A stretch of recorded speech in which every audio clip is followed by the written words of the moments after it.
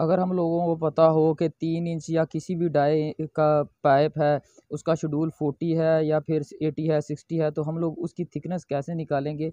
तो आज की वीडियो के अंदर मैं उसका मुकम्मल फार्मूला बताऊंगा और आपको चार्ट के बारे में भी बताऊंगा कैसे काम कर। अगर आप लोगों ने अभी तक मेरे चैनल को लाइक एंड सब्सक्राइब नहीं किया तो लाइक एंड सब्सक्राइब कर लीजिए।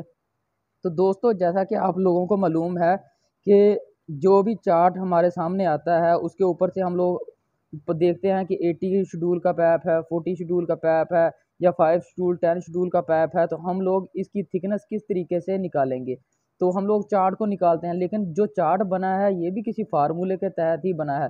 तो फार्मूला कोई बंदा भी शेयर नहीं करता, लेकिन मैं आज आपको वो परफेक्ट फार्मूला आपके साथ शेयर करूंगा जिसके ज़रिए से मैं आज आपको बताऊंगा कि ये चार्ट किस फार्मूले के तहत बनता है और इस चार्ट में वो कौन सी चेंजेस करके इस जो थिकनेस है इसको मालूम किया जाता है।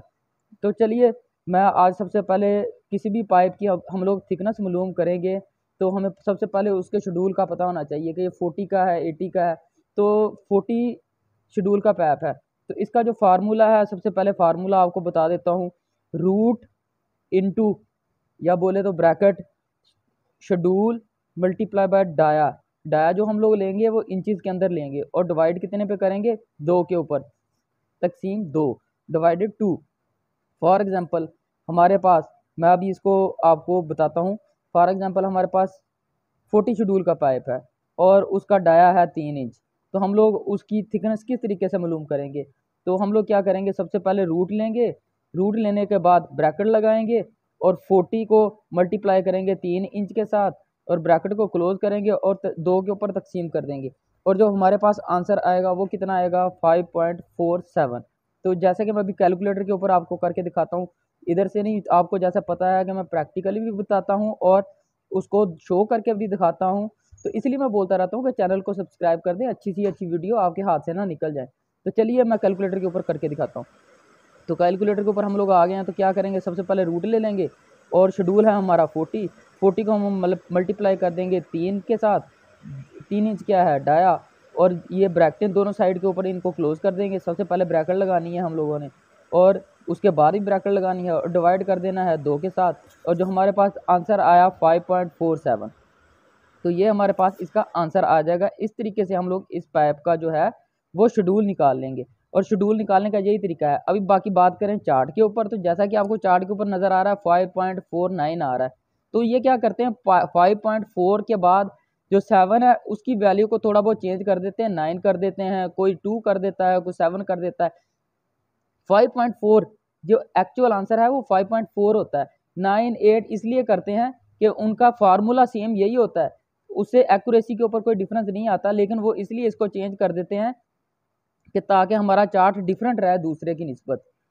आप अलहदा चार्ट खोलेंगे और कोई चार्ट खोलेंगे, जैसा कि मैं शो कर रहा हूँ, आपको चार्ट के साथ समझा भी रहा हूँ, और ये मेरा चार्ट जो है 5.49 बता रहा है और किसी दूसरे का 5.47 बताएगा, किसी का 8 बताएगा। इस तरीके से इसके अंदर ये डिफरेंस डालते रहते हैं। अभी चलते हैं प्रैक्टिकली, क्योंकि प्रैक्टिकली भी आपको पता है कि मैं समझाता हूँ, तो प्रैक्टिकली के ऊपर बात करते हैं।